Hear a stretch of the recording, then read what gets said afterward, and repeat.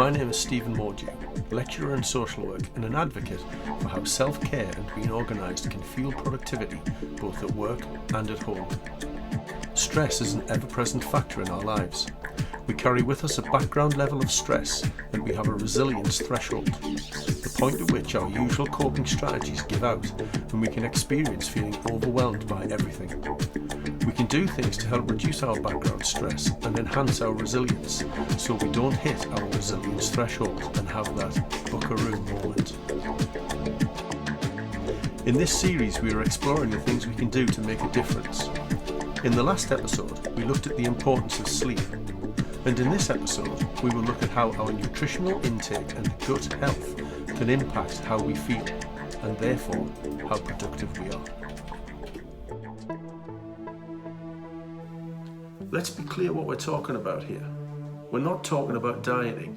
Dieting is about losing weight, and that's not what we're talking about in this episode.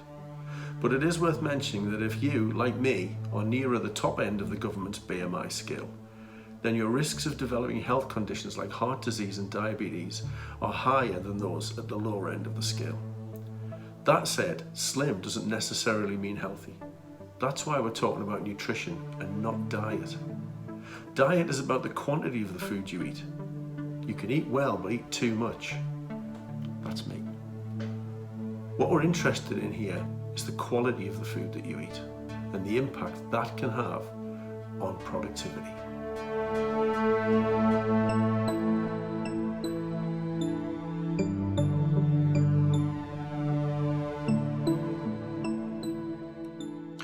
Do you remember Gillian McKeith?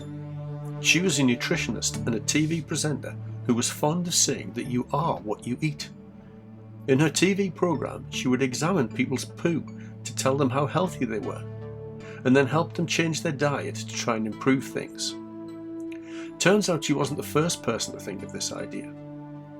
Hippocrates, the Greek physician and the father of medicine, apparently said that all disease begins in the gut, and that what you eat could be used to treat health conditions.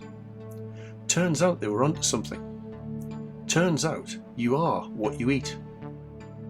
Julia Enders, author of Gut, goes as far as to suggest the self, who you are, is constructed by the brain as it draws on information and feelings from every part of the body, including the gut. You are what you feel as a consequence of what you eat. Science is now giving the gut some serious attention.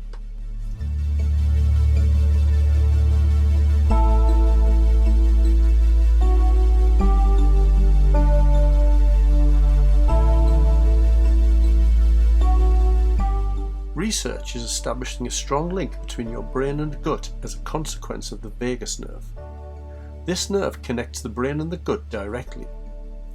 The brain uses information from the gut sent through this nerve to figure out how the body is doing.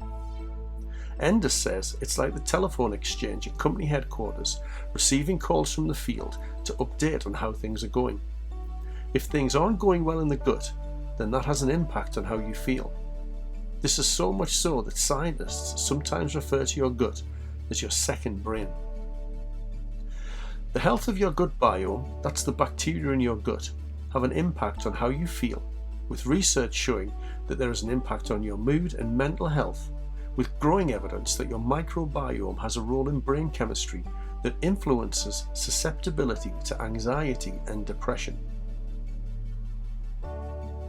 When it comes to health, it's important to note that about 80% of your immune system is located in the gut. How healthy our gut is and how diverse the microbes are directly impacts both our mood and our ability to fight disease. These things will often affect our productivity. If you are feeling unwell or low in mood or anxious and stressed, then you are unlikely to be doing your best work, and it can be a struggle to remain motivated when you're not feeling at your best.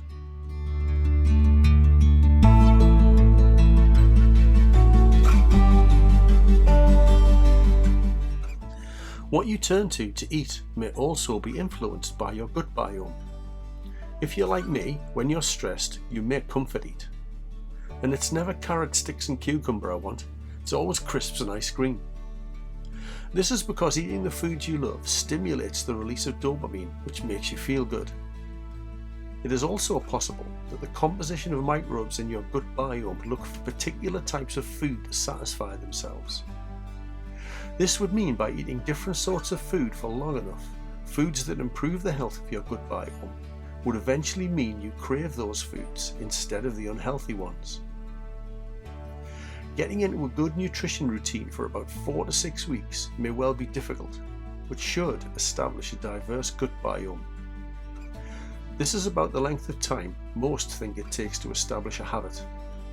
In time, this is likely to lead to improved health and well-being and improved productivity. As you will often hear me say, small steps over a long period make big changes.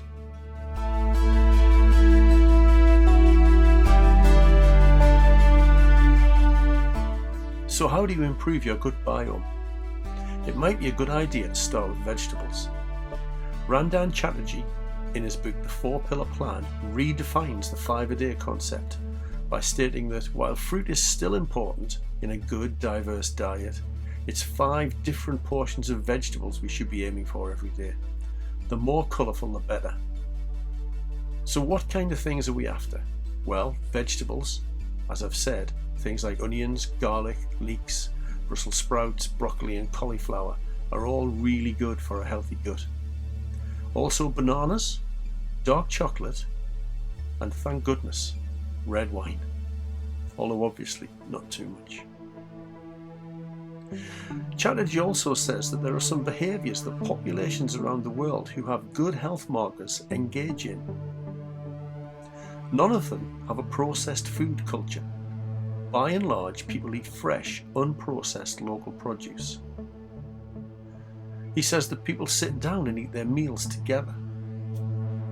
He says that they eat vegetables which are in season rather than those that are grown all year round, and says that treats are limited to festival times such as Christmas and Easter, not every day after school or every Friday or Saturday.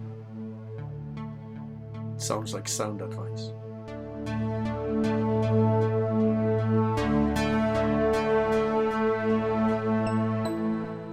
Let's talk about water.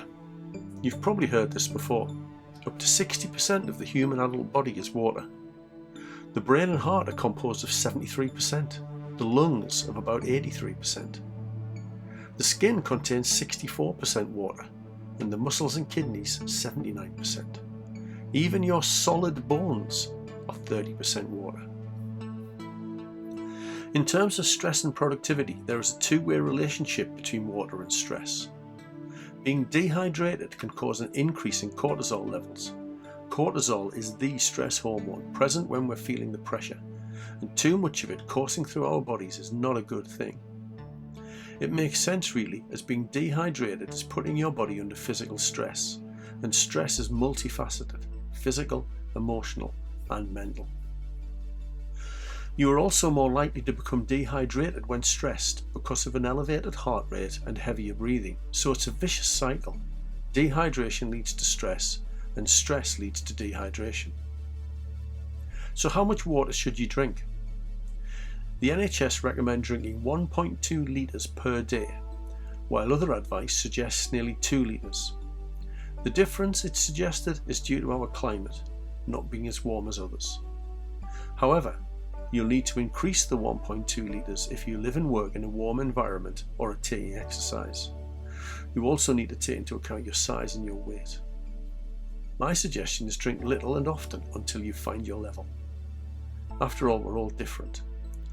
The colour of your urine is a good indicator. It should be light yellow and almost clear. Nice. It's useful to start the day with a glass of water and end the day with one. Always drink during and after exercise. And remember, even just sat at your desk can be dehydrating if you're feeling stressed or you're in a warm environment. So stay hydrated and eat well. Eating well will help to improve your gut biome, making it more diverse, and in turn helping to improve your physical and mental health. This in turn will improve concentration and focus. It will improve motivation and mood. And that will all improve how productive you are. whatever you're doing. Take care.